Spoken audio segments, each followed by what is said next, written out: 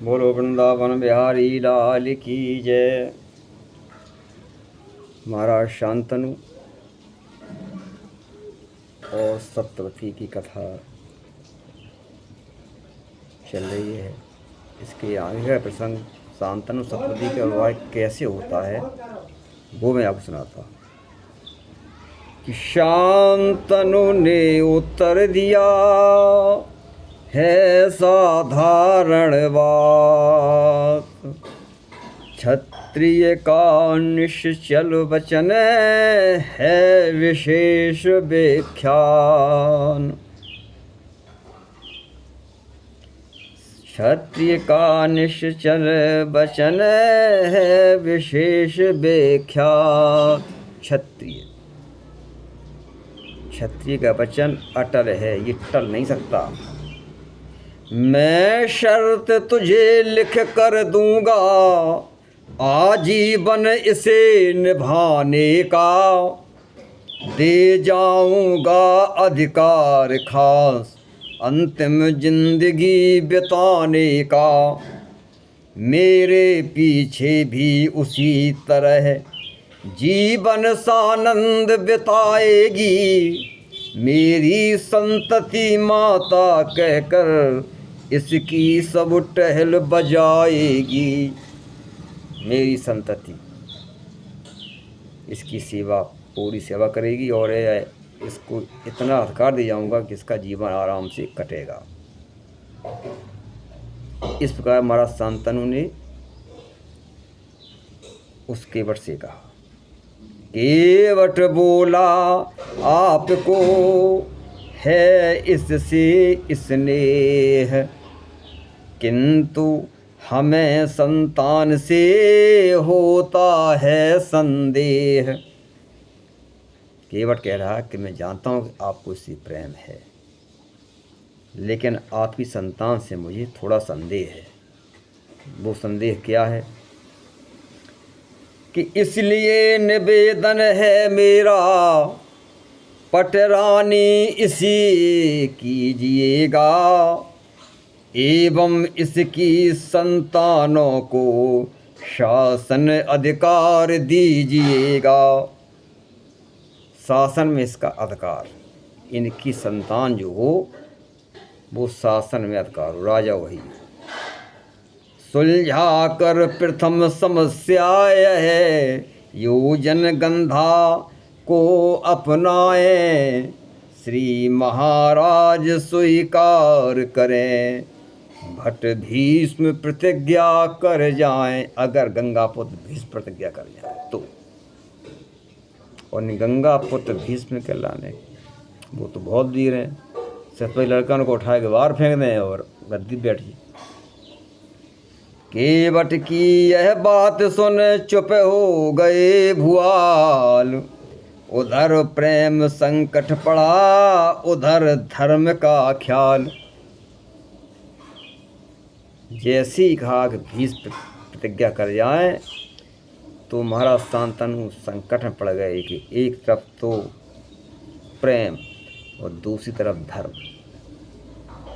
सोचने लगे मन ही मन में, उफ कैसा नीच अनारी हूँ, वास्तव में मैं अज्ञानी हूँ, पामर कामी व्यभिचारी हूँ। क्या इस ना कुछ रूप के लिए बेटे का हक चौपट कर दूँ, क्या इस आबादी के पीछे पुत्र का भाग मरघट कर दूं। धिक्कार जरा से भोगों पर लाल के भोग बलिदान करूं, अपने आनंद विलासों पर सुत को शोक का विधान करूं। मैं अपनी इच्छा पूर्ण करूं, सुत की इच्छाएं मर्दन कर, लानत है अपनी शांति करूं, बेटे की नीची गर्दन पर। वह राज विभव का अभिलाषी कल को दर दर भटकाएगा, वह राज तिलक का अधिकारी कल से सेवक कहलाएगा। वो है राजा बनने का अधिकारी है, कल को उसका अधिकार छीनकर किसी दूसरे को दे दूं, वह दर दर भटकेगा। जो राज तिलक का अधिकारी है वह सेवक बन जाएगा, वह दास बन जाएगा। ना कुछ काम बेकार पर छीनू पर अधिकार, शांतनु ऐसे काम पर लाख बार धिक्कार। कुछ काम के लिए शांतनु कह रहे बोले ऐसे गिलान है, ऐसे काम को बार बार धिक्कार है। जो बेटी धन खाए मित्र से कपट विचारे, गौ की गर्दन काट धर्म व्याख्यान प्रचारे। करे पितृगण घात बहन से भोग संहारे, हरे प्रजा धन धाम माय से गारी उचारी। छीन पुत्र अधिकार सुशील कुमार बिगारे, काम तृप्ति के हेतु धर्म की वाचा हारे। जिसे जाति के ताप से हुआ नहीं संताप है, ऐसे अदम पिशाच का मोह देखे ही पाप है। इस तरीके से महाराज शांतनु विचार कर रहे कि इस प्रकार शशपंज में बीत गया कुछ काल, बिना उसे उत्तर दिए लौट पड़े भोपाल। महाराज शांतनु कोई गुजारा नहीं हुआ कि मैं अपने पुत्र का अधिकार छीन करके केवट को दे दूं, कि सतपति का पुत्र ही राजा होगा। कहा न कुछ भी किसी से बैठ रहे मन मार, किंतु कभी छिपता नहीं मन का विषय बेकार। लेकिन उन्होंने कहा कुछ नहीं, लेकिन उदास रहने लगे। महाराज शांतनु को जब गंगापुत्र भीष्म ने उदास देखा तो ये अपने पिता की उदासी देखकर चिंतित हो उठे। क्या कह रहे कि वह मधुर मूर्ति तिरछी चितवन, क्षण क्षण पर हृदय जलाने लगी। उस कुंज कोकिला की कूकू कानों में पुनः समाने लगी।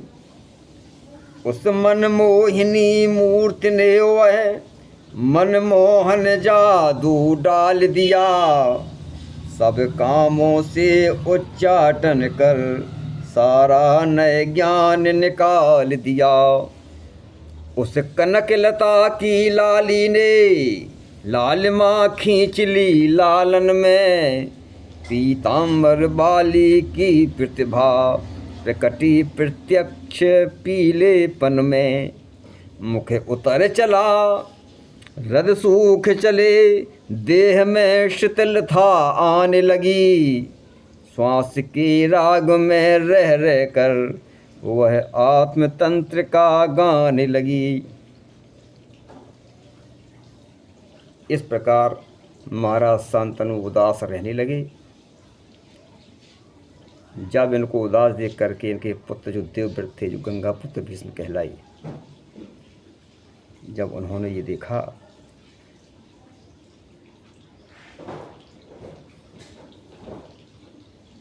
तो ये दुखी हुए और समझ गए कि इनके दुख का कारण क्या है। प्रकट हो गया अंत में भीष्म कुंवर पर हाल। गंगापुत्र भीष्म जान गए कि ये दुखी क्यों है। प्रकट हो गया अंत में भीष्म कुंवर पर हाल, पूज्य पिता के पास में आ पहुँचा तत्काल।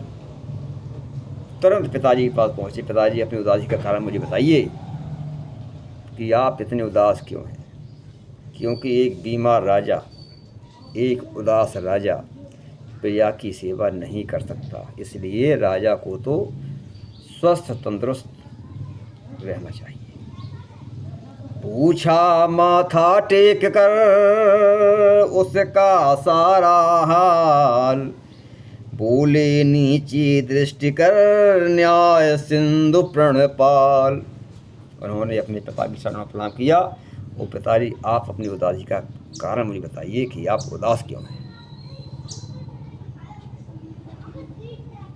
शांतनु महाराज शांतनु कह रहे हैं कि बेटा मेरा न विचार करो, पापी हूँ पाप कमाने दो, इस मन मूड को मचलने दो, मन चाहा दंड उठाने दो।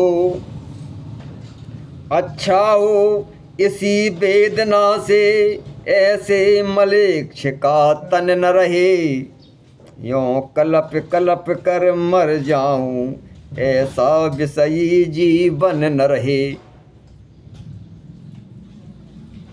मैं बहुत बड़ा पापी हूँ। इधर तो प्रेम की जाल में फंसे ये थे, पुत्र प्रेम में फंसे। इधर प्रेम इधर धर्म।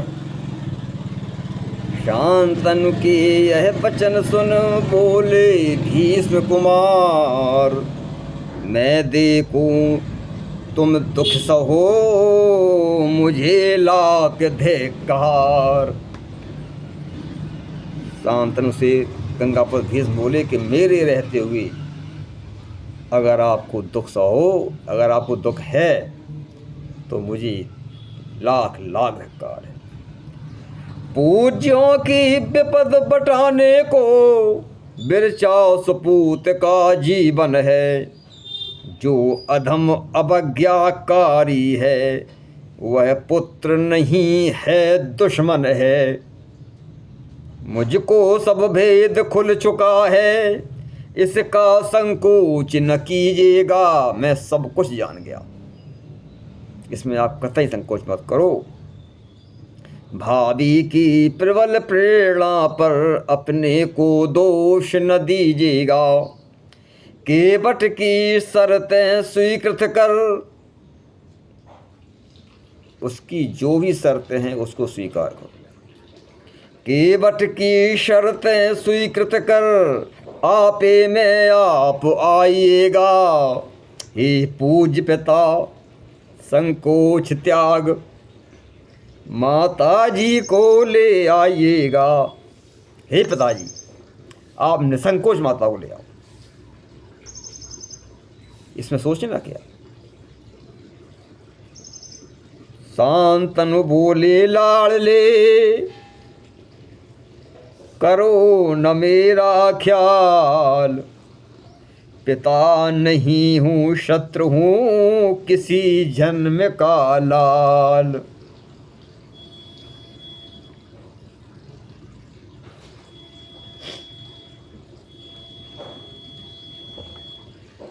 तेरा कर्तव्य तो सेवा है, मेरा कर्तव्य यह हत्या है।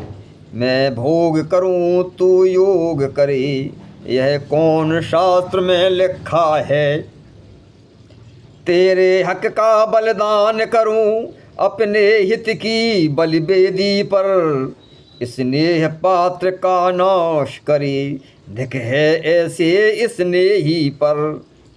यदि मैं अपने वश में होता तो कुछ कर्तव्य निभा देता, प्राणों की शर्त लगा देता, शर्तों में आग लगा देता। क्या करूं किंतु कोई स्वंशी बेबस सी किए जा रही है, क्या कहूं कौन सी गुप्त शक्ति यों खींचे लिए जा रही है। इसलिए मौन से बढ़कर अब दूसरा सहारा रहा नहीं, होनी पर सारा निश्चय रख शब्द भी किसी से कहा नहीं। बेटे के आगे करूं है अश्लील विचार, अरे विधाता मार दे किसी वज्र की मार। भीष्म कुंवर तत्काल ही पहुँचे के बट तीर, हर्ष तथा आनंद से बोले यो मत धीर। गंगापुत्र भीष्म पहुँच गए। बोलो सियापत रामचंद्र की जय।